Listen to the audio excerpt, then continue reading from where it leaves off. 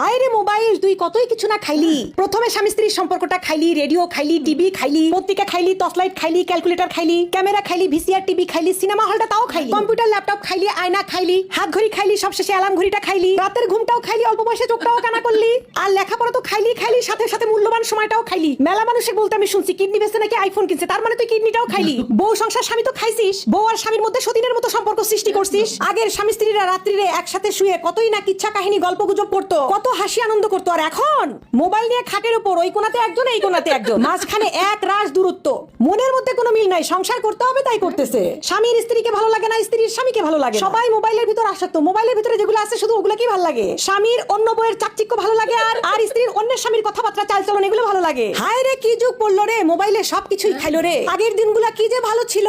আগে স্বামী স্ত্রীর সম্পর্ক দেখলে বুক ভরে যেত। আমাদের নানি দাদিরা যে আছে তাদের ভালোবাসা দেখলে এখনো মনটা ভরে যায়। আর আমাদের মধ্যে খালি মারামারি, ফাটাফাটি, গন্ডগোল, খোসাখুসি এগুলো ছাড়া আর কোনো কিছুই নাই। এর একমাত্র কারণই হচ্ছে ওই সর্বনাশা মোবাইল। ওই মোবাইলেই সর্বনাশটা করলো।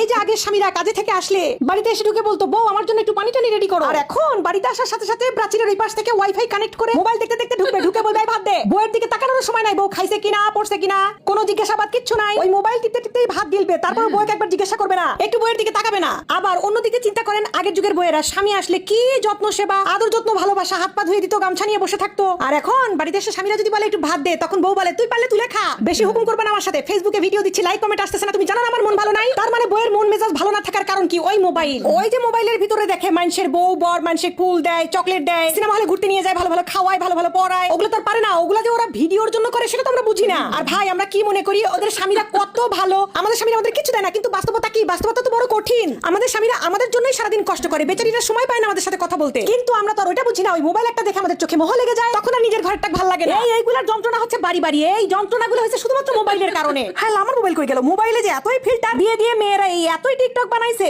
এই টিকটক দেখে দেখে আমাদের স্বামীদেরকে আমাদেরকে আর ভালো লাগে না। আমাদের মুখে মাস্তা লাগে, মুখে ব্রণ লাগে, বউ কালা কালা লাগে, বউয়ের মুখ চিমড়া চিমড়া লাগে, মুসলিম লাগে না, বউয়ের চুল ভালো লাগে না, বউয়ের কিচ্ছু ভালো লাগে না। ওই ফিল্টার মারাগুলো কি ভালো লাগে? এগুলাই হচ্ছে এখনকার সময়ের মেইন সমস্যা, বুঝেননি? আর বউদের সমস্যা হয়ে গেছে ওই যে মানুষের স্বামী বউদেরকে এত ভালোবাসে, বড় বড় গিফট কিনে দেয়, দামি দামি কার কিনে দিছে। আমাদের কপালে তো রিকশাও জোটে না, ভ্যানও জোটে না। কিন্তু ওগুলা ভাই ওদের তো ওগুলো অন্য জিনিস, ওগুলা বুঝি না তো আমরা। ওগুলো আমরা না বোঝার জন্যই আমাদের সংসারে আজকে এত অশান্তি। এই মোবাইল যে কি সর্বনাশটা করলো।